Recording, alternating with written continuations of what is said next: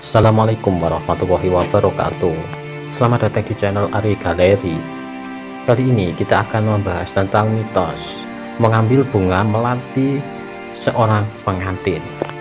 Di Indonesia sendiri masih banyak orang yang percaya mengenai mitos bunga melati pengantin yang bisa bikin enteng jodoh.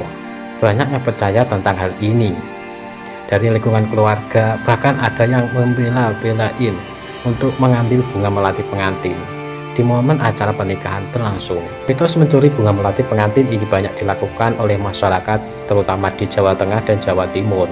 Bunga yang banyak dicuri memang melati, karena kabarnya jika bisa mendapatkan melati pengantin, nantinya orang tersebut akan mengikuti jejak pengantin untuk kepelaminan, alias jadi enteng jodohnya. Tapi ada juga sebagian yang mengambil bunga melati pengantin sekaligus dengan kembang kantil yang menggantung di ujung rangkaian bunga.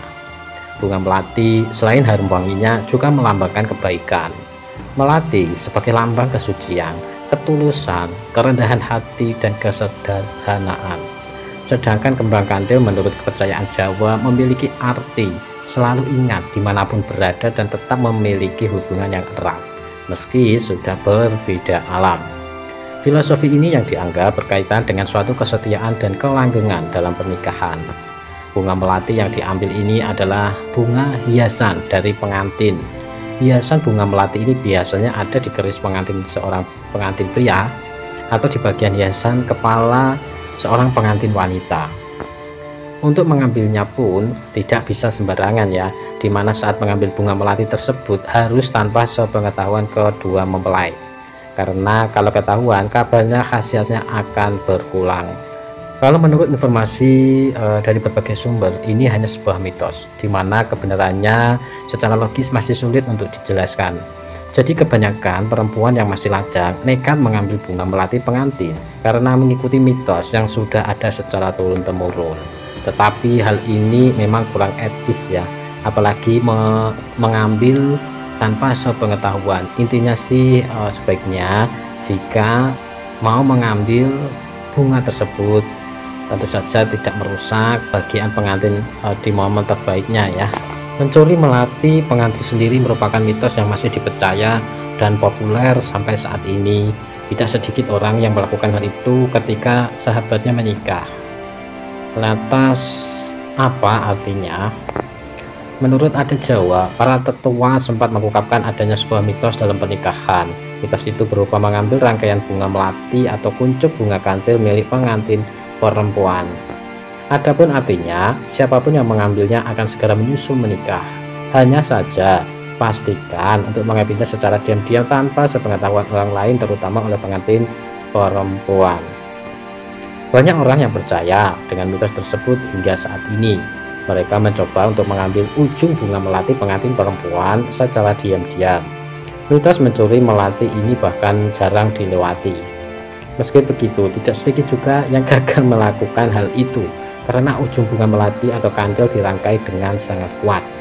Bunga-bunga ini digabung dalam satu rangkaian hiasan kepala memakai benang. Bukan hanya sulit diambil secara diam-diam, bunga yang dirangkai dengan kuat itu juga membuat sang pengantin mudah sadar. Jika begini, maka banyak orang yang mulai menganggap mitos ini menjadi tidak benar lagi.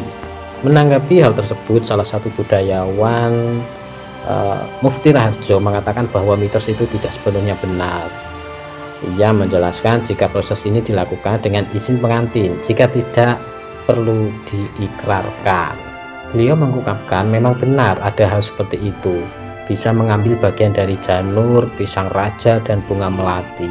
Namun saat mengambil harus minta izin. Sekalipun tidak ada orangnya, saat mengambil janur atau pisang raja tetap harus diikrarkan, jangan mengambil tanpa izin.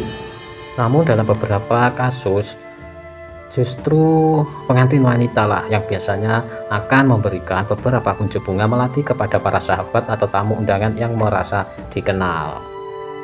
Belum diketahui secara pasti apakah cara ini benar-benar terbukti ampuh, tetapi tidak ada salahnya jika Anda ingin mencobanya.